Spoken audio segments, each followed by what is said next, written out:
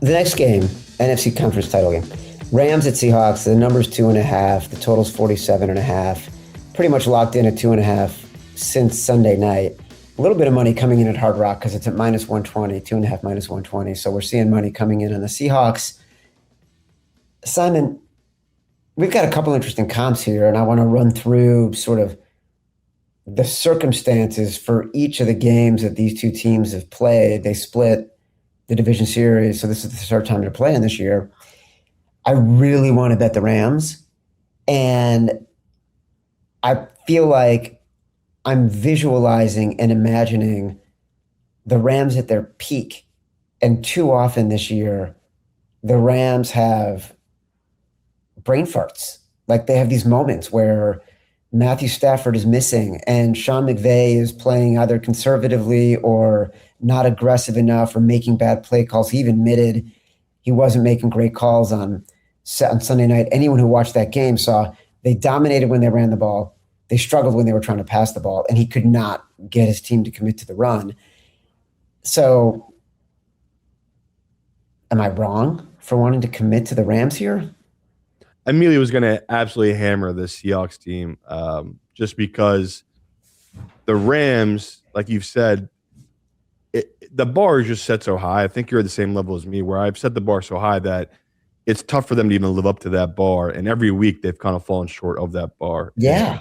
They're also – this is the first time ever a team has not covered in the wild card round, the divisional round, and are still alive here in the conference championship. So this Rams team, as much grief as you want to get them, it's hard to want to go against them because they figure out a way. They find a way to win these games. And the regular season, they kept finding ways to blow games. So I'll give them respect. Like that Panthers game, easily could have lost that game. Your Bears game, they tried.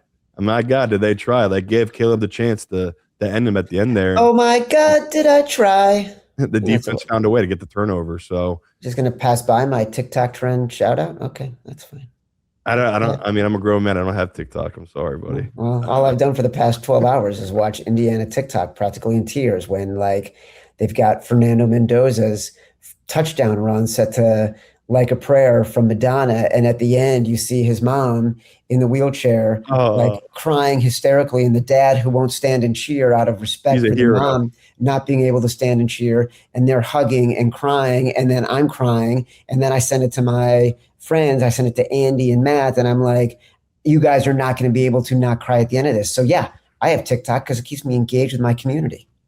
Again, I got coal in my heart. Every time they showed her with this, I think they had the kids mic'd up for the game, Chad. Obviously, you missed it because you were there. And I was just like, my God, ESPN. Because I told you, I hate the way college football does. We're like, the Gus Johnson thing. That kid was living in a car last week. Now he's scoring a touchdown. And they always have to try to make you cry. I hate it. They always try to get you in college football. Listen, I put you on a bad path. I apologize. You were about to tell me why we're not betting the Rams, which even though I want to, when I know it's the wrong play. I'm right there with you, Chad. Like when you said that, that was my initial thought too, because I think you have the same thought as me. It's same as the Broncos. Who is not going to be hammering the Seahawks team? Who is betting the Rams? Nobody. Like I said, they've not covered now last 2 weeks. They haven't looked right in, 8 weeks. Like you said, they kind of puttered it out here at the end, and it's like, well, they've had a brutal run. This will be their fourth straight road game. Like that's just – I know Arizona shouldn't count because it was before the playoffs, but it's like that's still a road game. They still had to go on the road. That's nothing to poo-poo about. Like that's really hard. Like I said, after 18 games already, 18 weeks, I should say, and now they have another 3 straight road games. And this one, just again, let's just go off the lazy stats. An extra day of rest. Like, could that even matter that much, Chad? Yes, that's what I'm trying to beat into people's heads here. How worn out all these players are. Just an extra day of rest, or a rest advantage team in the conference championship. 27-17 straight up. If the team's at home with the rest advantage, 21-7. So that 21-7 straight up. So that goes for the Seahawks in Denver. Like both of them already at an advantage just being at home in this exact spot. And the more I try to go into it, the more I'm trying to find the reasons to bet this Rams team. we talk about the injuries, right? They might be down to number 1 and number 2 cornerbacks, which I don't know if Sam Darnold can exploit, but I definitely saw it. The way the Bears exploited was they could not tackle. I think they had 20 broken tackles in that game against the Rams, which is by far the most the Rams have given up all season. Like, that's just not the type of defense they run. Usually they're a very well coached, well tackled team. But you see when these backup cornerbacks are coming in, you know, they don't want to lay the thump on these running backs, right? They're cover corners. There's a reason they're not starters, not only because they're not great at covering, but sometimes not great tacklers. I mean, how many times did your running backs break tackles? And now, you know, obviously huge blow to the Seahawks. They lost Charbonnet, which, you know, if you haven't been following the Seahawks this year, I know you might look at his stats. You're like, well, he's not been that impressive.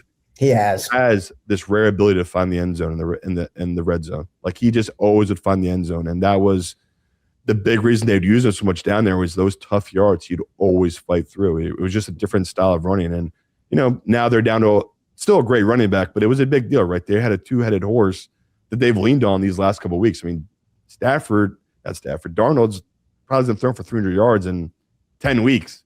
Like, they've just totally leaned into the run game and this defense to end the season here, and it's carried them. So, looking at this matchup, you know, as bad as Darnold's injury is, I think we talked about it last week. I think he had 12 completions and 17 pass attempts.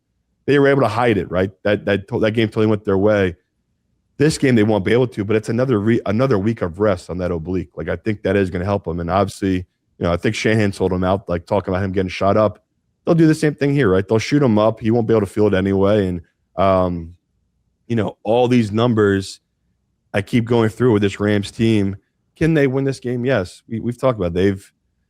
It's really hard in your division playing the same team 3 times. And, you know, this is going to be the toughest matchup the Seahawks have faced, but I feel like it's too much to overcome, Chad. All the road games, all the injuries, it's just eventually going to pile up on this Rams team. So I'm interested to see what the pros are going to do with this number. Like, I already know the pros are going to be with me on the Broncos.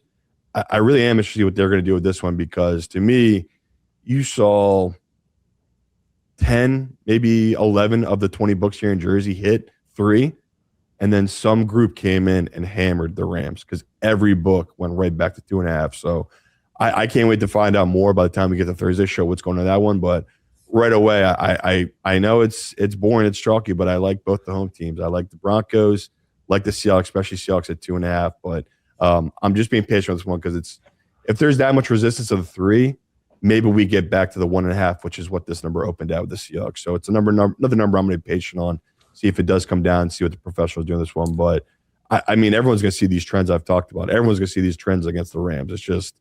It's a brutal, brutal schedule for them to overcome. And talk about the NFL, I know they don't care. They're just trying to get the TV product. But to have the Rams play Sunday night and then an overtime game, I mean, that's just so brutal. Now they have to go on the road and play a Seahawks team that basically rested all their starters in the fourth quarter. So they haven't really played a full 4 quarters in 3 weeks.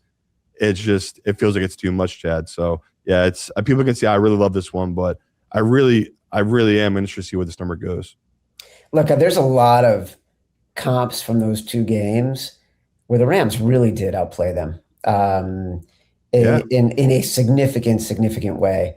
I'm with you, though. That's why I haven't pulled the trigger. Like, I want to be on the Rams, but part of me was waiting to see if we can get to a solid 3. And also part of me feels like it's a little bit off because I'm imagining something that might not be there in a consistent way. So I appreciate you talking me down a little bit here. I have not committed to that. I'll give a stat from Evan. Just talking about these road teams. So it's their 3rd consecutive road game in the playoffs. So teams in this exact spot, this in the regular season, even the playoffs, they're 48 and 79 straight up. So 37%, which is what you're looking at success rate or win rate for the Rams here. When the team is listed as an underdog, which is what the Rams are, they're 22 and 67 straight up. So even worse, 24%. When we are in the playoffs, it's the 3rd straight road game. In the playoffs, those teams, 12 and 30 straight up, so 28%.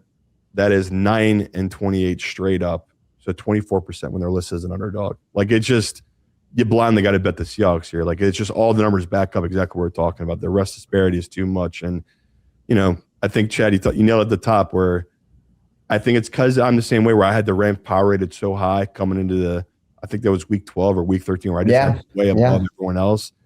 It's really come way back down. And after last week with the Seahawks and that performance by their defense, I did bump them up to be the number one team, right? And it reflected. I think the books have them as maybe as a plus 100 or plus 110 Super Bowl favorite right now, which makes total sense. Like of all the teams left, they are by far the most complete team despite all the questions of the quarterback position. So, yeah, it's crazy to think. I'm talking about a Stenham versus Darnold Super Bowl here, but I think that's what we're looking at here, brother. All right, we'll get more into the total. I want to dig in a little bit more on the comps from those two games and see if anything sort of moves us aggressively. Yeah, I was leaning to the under. Again, you said it. We'll talk more about it. I just like the other total. I have no early play here in the week. I'm betting both sides early here, but on the total for me, I'm not rushing to bet it.